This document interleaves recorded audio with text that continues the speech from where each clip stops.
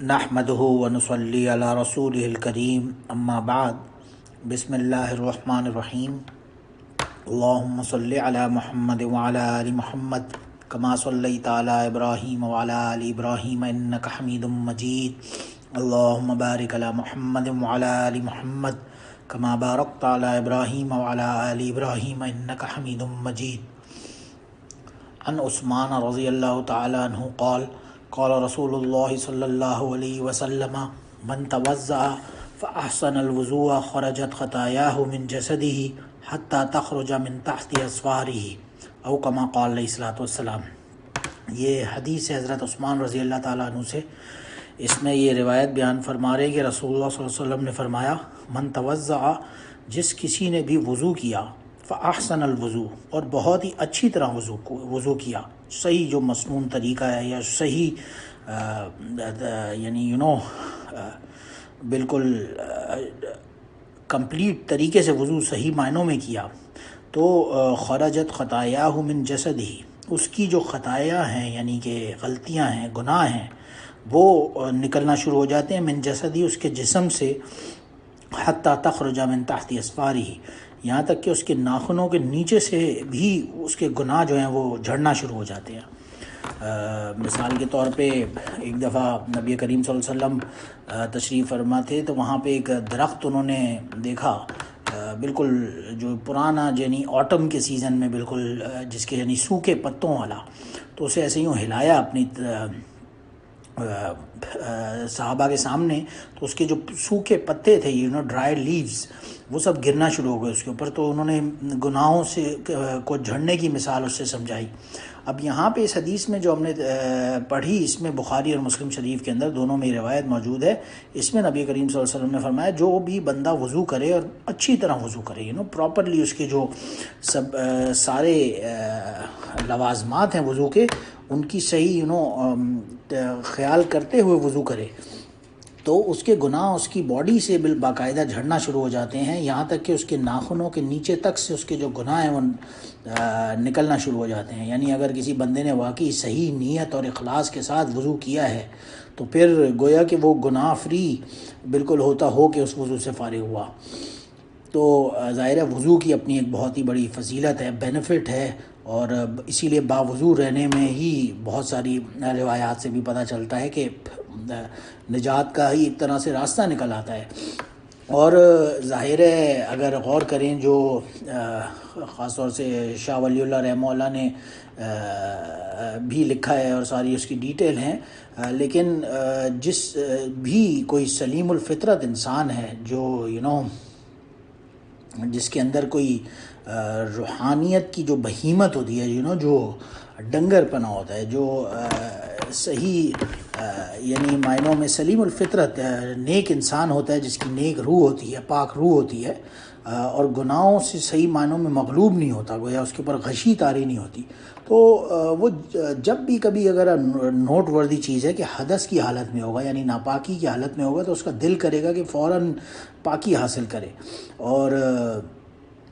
یہاں تک کہ اگر وضو بھی ٹوٹ جائے تو وہ اپنے باطن کی پاکی کو اور ظلمت کو دور کرنے کے لیے ایک طرح سے گندگی محسوس کرتا ہے، اور وہ اسے دھوتا ہے۔ اگر ہاتھ ہی گندے ہو گئے مثال کے طور پہ، کہیں کوئی گند مٹی کوئی ناپاکی لگ گئی، تو فوراً ہاتھ دھوتا ہے۔ تو ایک نیچرل سا ایک فینومینن ہے، ایک نیچرل سا ایک انسان کی اپنی انسٹنکٹ ہے، جو انسان پاک رہنا سمجھتا ہے اپنے اوپر، تو وہ ضرور پاکی حاصل کرتا ہے پانی سے۔ اور یہی وضو ایک ایسی چیز ہے جس کو یعنی اسلامی شریعت نے ہر قسم کے یعنی گناہوں سے ازالے کے لیے، دور کرنے کے لیے ایک طریقہ بیان فرما دیا۔ یہاں تک کہ اگر حدیث پاک میں آتا ہے کسی کو غصہ آ رہا ہے اور وہ چاہیے کہ وضو کر لے، اب ظاہر ہے بظاہر تو غصے کا تعلق وضو سے کیا سمجھ آ جائے گا، لیکن ظاہر ہے سائنٹیفکلی پروون چیز بھی ہے کہ غصے کی حالت میں انسان کے اندر ایک گرمی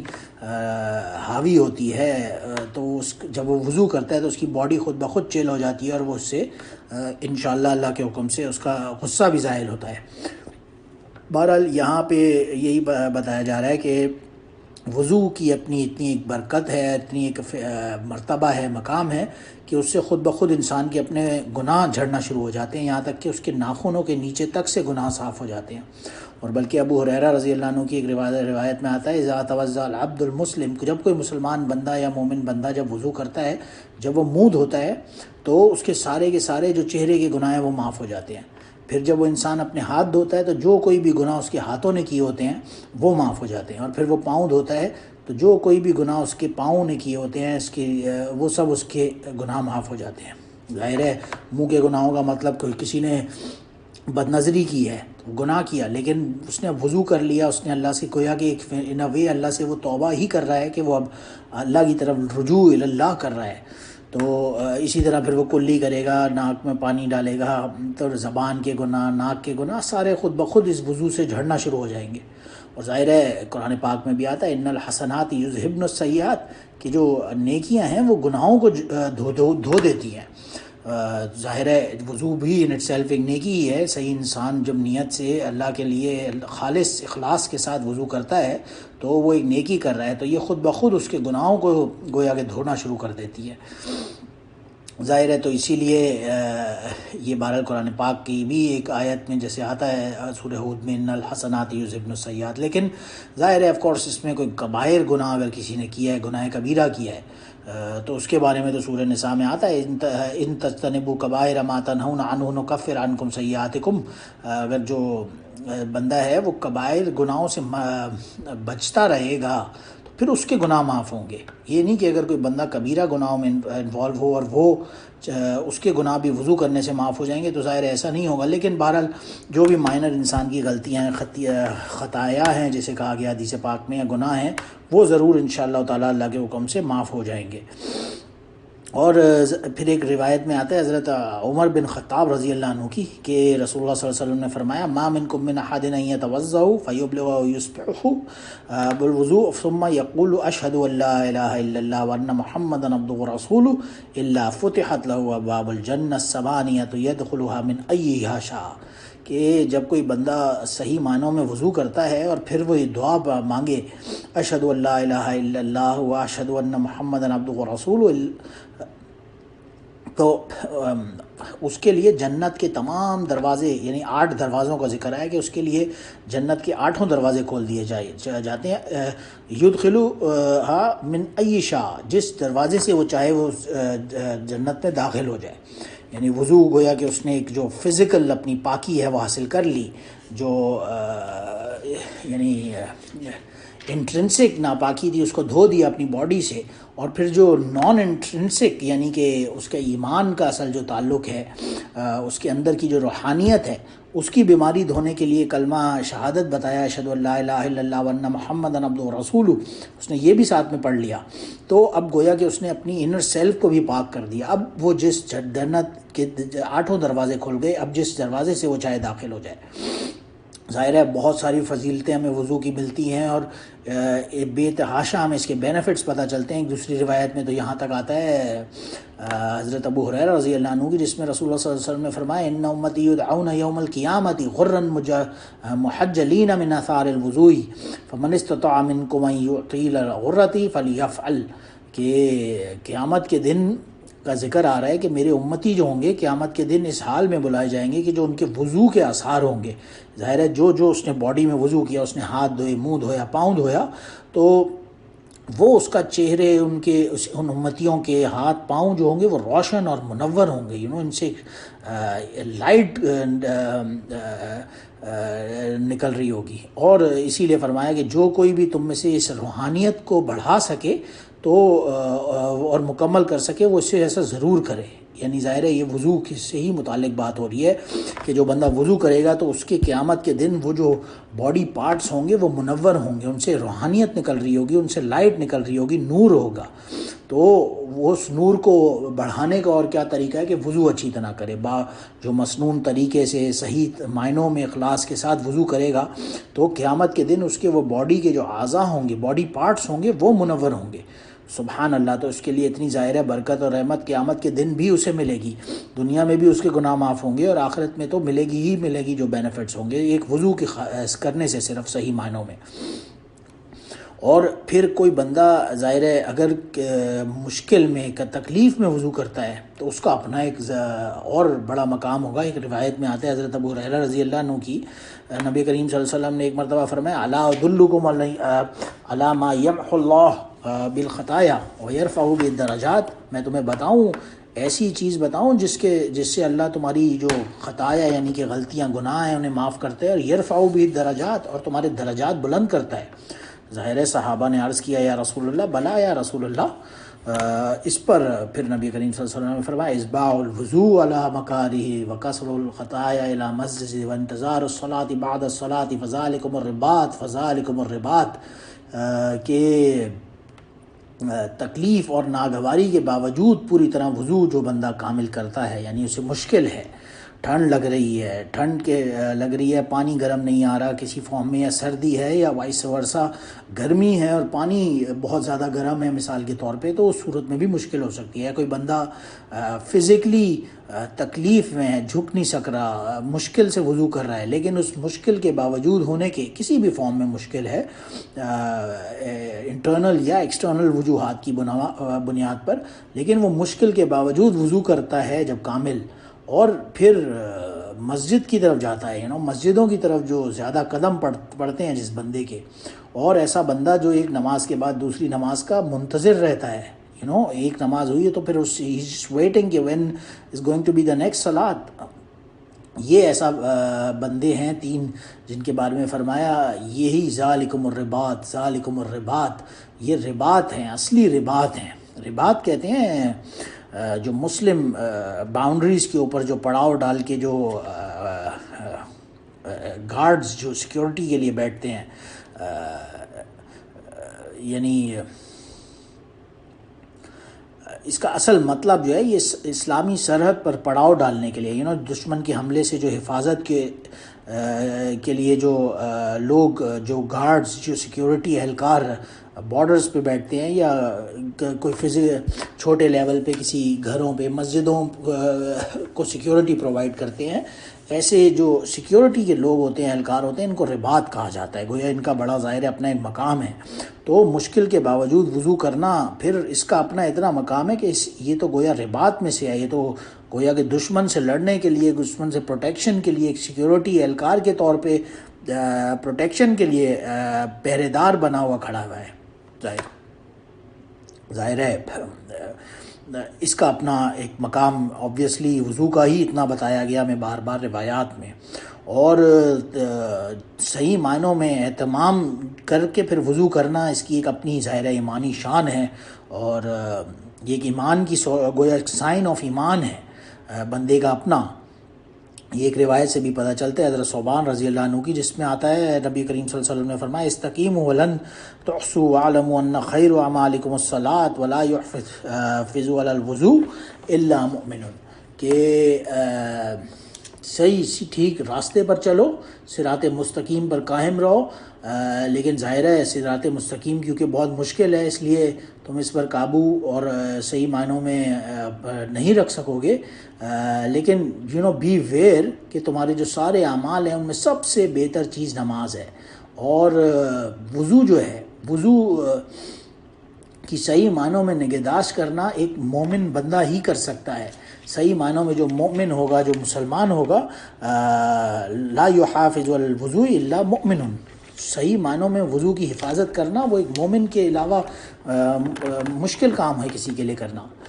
اور ظاہر ہے صحیح معنوں میں حفاظت کرنے کا مطلب یہی ہے کہ وہ ہمیشہ سنت کے مطابق وضو کرے، جو مسنون طریقہ ہمیں نبی کریم صلی اللہ علیہ وسلم نے وضو کرنے کا بیان فرمایا اس کو انسٹرکشنز کے مطابق وضو کرے. تو یہ بھی ایک حفاظت کرنے کے معنوں میں آتا ہے. یا پھر بار بار وضو کرے، اگر ٹوٹ گیا وضو تو ہر وقت با وضو رہنے کا اپنا ایک معمول بنائے. ایون سوتے وقت وضو کرنے کے بارے میں آتا ہے، اس کے اتنے فضائل ہیں. بار بار ایون تو اب نماز نہیں پڑھنی ہے لیکن پھر بھی وہ با وضو حالت میں رہے گا تو اس کا اپنا ایک مقام ہوگا، مرتبہ ہوگا جو کہ بڑھتا رہے گا. اور اسی کے بارے میں آیا کہ وہ حفاظت کرنے والا ہوگا گویا اپنے وضو کے. اور ایک چیز اور بھی ہے کہ اگر ایک بندہ ہے جس کا وضو ہے آلریڈی،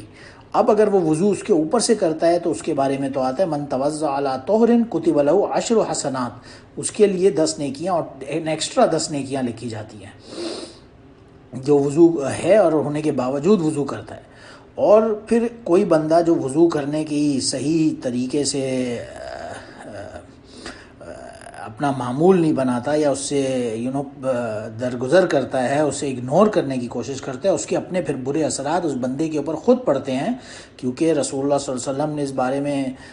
ایک مرتبہ آتا ہے کہ صبح فجر کی نماز پڑھا رہے تھے تو آپ سورہ روم کی تلاوت فرما رہے تھے، اور پھر بیچ میں آپ کی نماز میں خلل واقع ہو گیا، آپ کچھ بھول گئے بیچ میں سے۔ پھر جب نماز ختم ہوئی تو نبی کریم صلی اللہ علیہ وسلم نے باقاعدہ فرمایا ما بال اقوام یصلون معنا لا يحسنون الطهور وانما يلبس علينا القرآن اولئک، کہ یہ لوگوں کو کیا ہو گیا ہے، یہ صحیح طرح سے وضو کر کے نہیں آتے، یہ ہماری نماز میں خلل ڈالتے ہیں۔ تو نبی کریم صلی اللہ علیہ وسلم نے باقاعدہ تنبیہ فرمائی۔ ظاہر ہے ان کو وحی کے ذریعے معلوم ہو گیا، یا اس وضو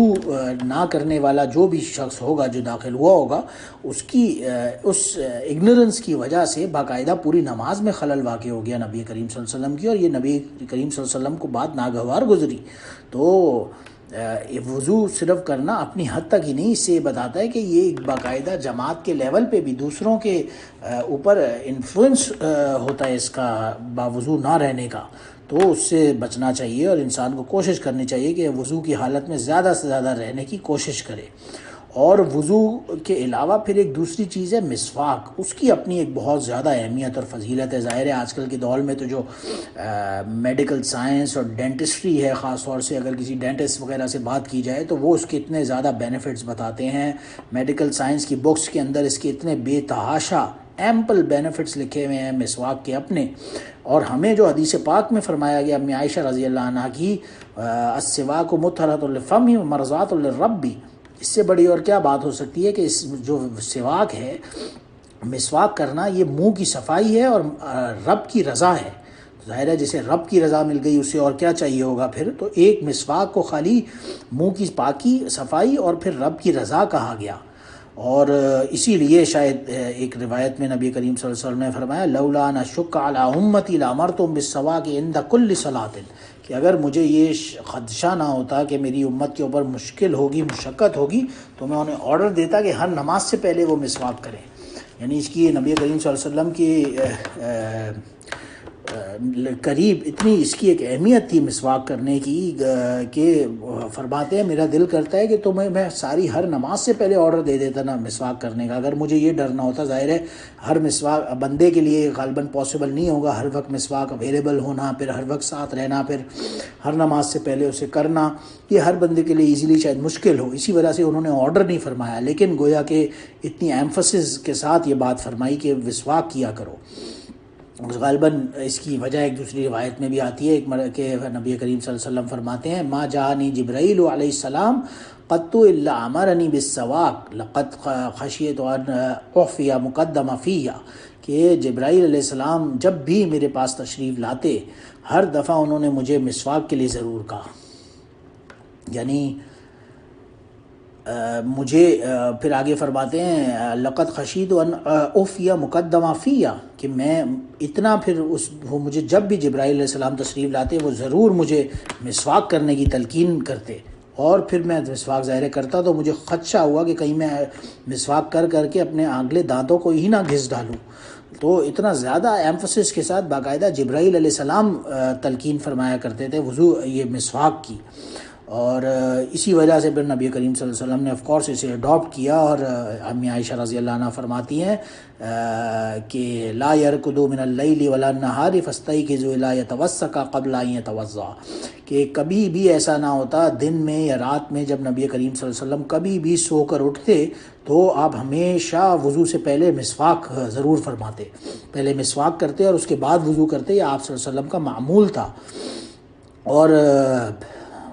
اسی لیے حضرت حذیفہ رضی اللہ عنہ کی روایت میں بھی آتا ہے جس میں وہ فرماتے ہیں اذا قام للتہجد من اللیل یسوز فاہ بالسواک، کہ جب آپ صلی اللہ علیہ وسلم رات کو تہجد کے لیے اٹھتے تو آپ سب سے پہلے اپنا منہ مبارک جو تھا اس میں مسواک فرماتے اور پھر ظاہر وضو وغیرہ کر کے نماز ادا فرماتے۔ اور اسی لیے حضرت شریح بن حانی رضی اللہ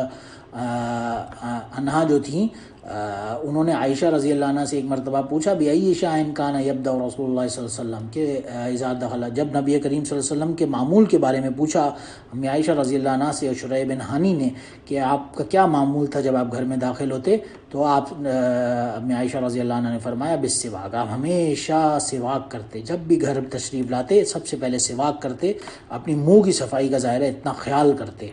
اور آبویسلی اس کی ضرور بہت ساری اور بھی وجوہات تو ہوں گی، لیکن ایک وجہ اس کی ضرور حضرت ابو ایوب انصاری رضی اللہ عنہ کی روایت میں ملتی ہے، جس میں رسول اللہ صلی اللہ علیہ وسلم نے فرمایا اربع من سنن المرسلین الحیاء والتعطر والسواک والنکاح، او کما قال علیہ الصلوۃ والسلام، 4 چیزیں ایسی ہیں جو تمام کے تمام جو مرسلین تھے، رسول تھے، جتنے بھی نبی گزرے ہیں اس دنیا میں آج تک، ان سب میں یہ 4 چیزیں موجود تھیں۔ پہلی چیز فرمایا الحیا، یعنی حیا تھی، سب حیا پاک دامن حیا والے لوگ تھے۔ پھر دوسری سنت جو تمام کے تمام انبیاء کرام مرسلین رسولوں کی بیان فرمائی، وہ فرمائی التعطر، یعنی کہ وہ خوشبو لگانا ان کی سنت تھی، اور پھر تیسری فرمایا سواک، یعنی کہ مسواک کرنا، اور چوتھی فرمایا نکاح کرنا۔ یعنی یہ 4 ایسی چیزیں ہیں جو تمام انبیاء کرام کی سنتیں رہی ہیں، حیا، خوشبو لگانا، مسواک کرنا، اور پھر نکاح کرنا۔ تو اس لیے بھی غالباً آپ کے اندر ایک بہت زیادہ ایمفسس رسول اللہ صلی اللہ علیہ وسلم نے بھی اس کا فرمایا۔ اور ایک دوسری روایت میں غالباً 10 چیزوں کا بھی ذکر آتا ہے کہ 10 چیزیں جو ہیں عشر من الفطرہ، کہ یہ فطرت میں سے ہے انسان کی، جس میں آتا ہے کس الشارب و اعفاء اللیہ، یعنی کہ مونچھوں کو چھوٹا کرنا، کاٹنا، داڑھی کو، اپنی beard grow, let your beard grow, مسواک کرنا، اور زیر جو آرم پیٹس کے بال کاٹنا، زیر ناف بال کاٹنا، اور یہ جو 10 چیزوں کا بڑا فیمس آتا ہے، پانی سے پانی سے استنجا کرنا، پاکی حاصل کرنا، ایٹسیٹرا ایٹسیٹرا، تو یہ سب چیزیں فطرت انسانی میں سے ہیں۔ گویا جو ابراہیم علیہ الصلوۃ والسلام کی جو سنت ہے، جو تمام کی تمام امتیں ہیں وہ کیونکہ اس سنت کے اوپر چل رہی ہیں، اور جو یہ فطرت ابراہیمی پر ہے اس کو فالو کرنا کیونکہ عام فطرت انسانی بھی ہے، تو اس کے اندر یہ 10 ایسی چیزیں ہیں جو سب فالو کرتے تھے۔ اور غالباً سورہ روم کے اندر اسی بارے میں آتا ہے فطرت اللہ التی فطر الناس علیہ لا تبدیل لخلق اللہ ذلک الدین القیم، کہ جو اللہ کی فطرت ہے اس میں یکسو ہو کر دین حق کی طرف چل پڑو، لا تبدیل لخلق اللہ، اللہ کی جو تخلیق ہے اس کے اندر کوئی تبدیلی نہیں ہوتی، یہ ذالک الدین القیم، یہ بالکل قائم و دائم بات ہے۔ تو یہ ساری چیزیں بھی فطرت انسانی میں سے ہی ہیں، مسواک کرنا، داڑھی کو بڑھانا مردوں کے لیے، مونچھوں کو تراشنا، کاٹنا، اور یہ اپنے آرم پیٹس کے بال کاٹنا، اپنے زیر ناف بال کاٹنا، پانی سے پاکی حاصل کرنا، ٹوائلٹ وغیرہ کے لیے، وضو وغیرہ کرنے، طہارت کے لیے استعمال کرنا پانی کو، ایٹسیٹرا ایٹسیٹرا۔ اور اسی کو قرآن پاک میں غالباً فرمایا گیا وَصَوَّرَكُمْ فَأَحْسَنَ صُوَرَكُمْ، یعنی جو اپنی اللہ تعالیٰ نے جو صورت بنائی ہے انسان کی، اس کو تحسین بنانا، اسے خوبصورت بنانا، یہ سب چیزیں یہ وہ فطرت میں سے آ جائیں گی جو اس حدیث میں بھی بیان فرمائی گئیں۔ تو غالباً اسی لیے بہرحال یہ مسواک ایک ایسی چیز اس کے اندر غالباً بار بار روایات میں آتا ہے جو بہت ہی امپورٹنٹ ہے، اور یہ نماز کو قیمتی بنا دیتی ہے پھر، کیونکہ ایک روایت میں آتا ہے امی عائشہ رضی اللہ عنہ کی کہ رسول اللہ صلی اللہ علیہ وسلم نے فرمایا تفضل الصلاۃ التی یستاق لها علی صلوات التی لا یستاق لها 70 ضعفا، کہ جو نماز مسواک کر کے پڑھی جائے اور جو نماز مسواک کے بغیر پڑھی جائے اس میں گویا 70 گنا زیادہ کا فرق آ جاتا ہے۔ مسواک کر کے نماز پڑھنے میں 70 گنا زیادہ نیکیاں ملتی ہیں انسان کو۔ اسی لیے بار بار ان روایات میں مسواک کا اور وضو کی ایک اہمیت جو ہے وہ ہمیں پتہ چلتی ہے، اس کے بینیفٹس ہمیں پتہ چلتے ہیں۔ تو بہرحال اللہ ہمیں ہر وقت باوضو رہنے کی اور صحیح مسنون طریقے سے وضو کرنے کی، اور اچھی طرح، جس سے کہا گیا احسن الوضو، سے اچھی طرح وضو کرنے کی توفیق عطا فرمائے، اور اس کے جو بھی بینیفٹس ہیں ان سب سے فائدہ اٹھانے کی توفیق عطا فرمائے، تاکہ اس بہانے سے ہی ہمارے بھی جو باڈی پارٹس کے اندر گناہ ہیں، جیسے فرمایا ناخنوں کے، اپنے نیلز کے اندر جو گناہ ہے وہ بھی جھڑ جاتے ہیں، تو ہمارے بھی گناہ اسی طرح جھڑ جانے کی ہمیں موقع اور نصیب عطا فرمائے۔ وآخر دعوانا ان الحمدللہ رب العالمین، سبحان ربک رب العزت عما یصفون وسلام علی المرسلین والحمد للہ رب العالمین۔